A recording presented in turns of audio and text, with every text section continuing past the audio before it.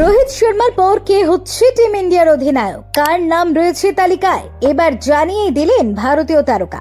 জানেন কে হতে চলেছে পরবর্তী অধিনায়ক? দেখুন, ভারত অস্ট্রেলিয়ার বর্ডার গাভাস্কার ট্রফিতে অজি বাহিনীর কাছে হেরে গিয়েছে ভারত।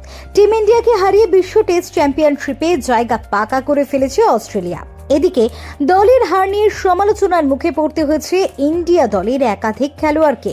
নেটিজেন থেকে শুরু করে সমালোচকরা ইতিমধ্যেই অধিনায়ক রোহিত শর্মার খেলা এবং টেস্টের অধিনায়কত্ব নিয়ে প্রশ্ন তুলেছে।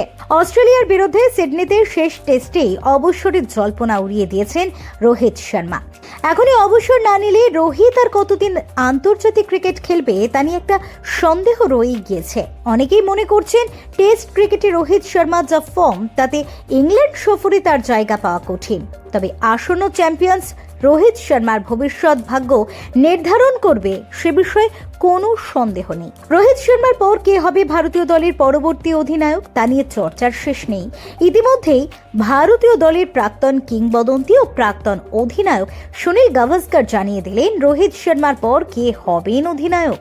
রোহিতের পরে টেস্ট অধিনায়ক হওয়ার দৌড়ে অন্তত জনা তিনেক রয়েছেন। 1 নম্বরে অবশ্যই বুমরাহ, তিনি এখন ভারতের সহ অধিনায়ক।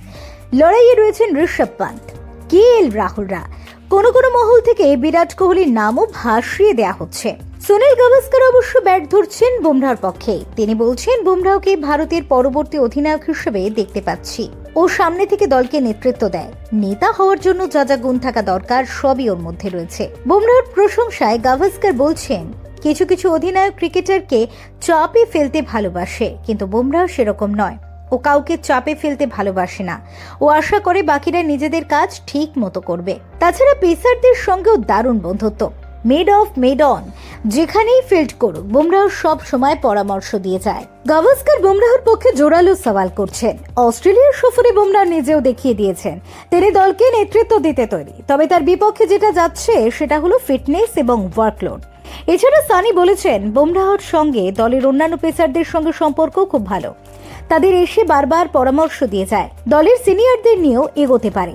ফলে দ্রুত বুমরাহকে অধিনায়ক হিসেবে দেখলে অবাক হব না। প্রসঙ্গত উল্লেখ্য, ভারতকে সব ফরম্যাট মিলিয়ে মোট 5টি ম্যাচে নেতৃত্ব দিয়েছেন বুমরাহ। শুরুটা হয়েছিল টেস্টেই। 2022 সালে রোহিতের কোভিড হওয়ায় বার্মিংহামে ইংল্যান্ডের বিরুদ্ধে শেষ টেস্টে বুমরাহ অধিনায়কত্ব করেন।